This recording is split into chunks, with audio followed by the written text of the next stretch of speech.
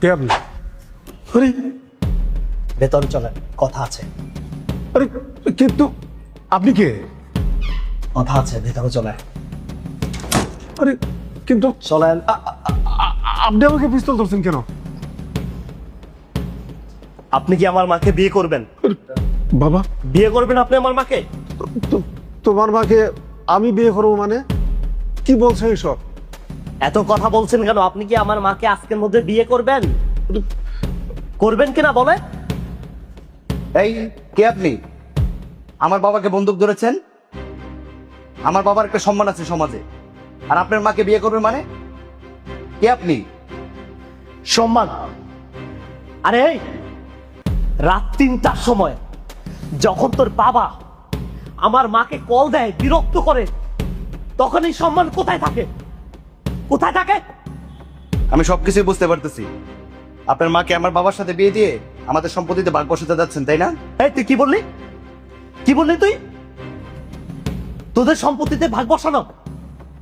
আরে নিকুচি করি তোদের সম্পত্তির।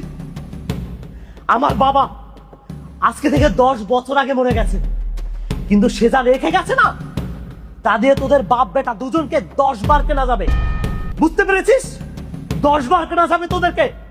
আমি কোনো ঝগড়া করতে আসিনি এখানে। আমি এসেছি আমার মাকে পাপ থেকে বাঁচাতে। আল্লাহ তাআলা পবিত্র কোরআনে কি বলেছে জানিস? ওলা তাকরাবুজ জিনা ইন্নাহু কানা ফাহিশাতান ওয়া সাআ সাবিলা। মানে হলো তোমরা ব্যভিচারের কাছেও যেও না, উহা অতিশয় নিকৃষ্ট পথ। আল্লাহ অন্য আয়াতে কি বলেছে জানিস? তোমাদের মধ্যে যারা অবিবাহিত আছে তাদেরকে বিয়ে করিয়ে দাও, কারণ হালালই একমাত্র পথ, হারাম না। যাই হোক, তোরা তোদের বাবাকে কি করবি সেটা তোদের ব্যাপার।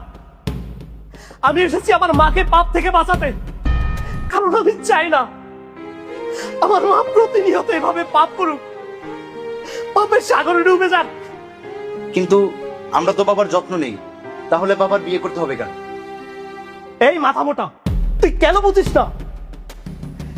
গভীর রাতে, রাত 3টার সময়, যখন তোর বাবা নিজে একাকিত্ব ফিল করে, জীবন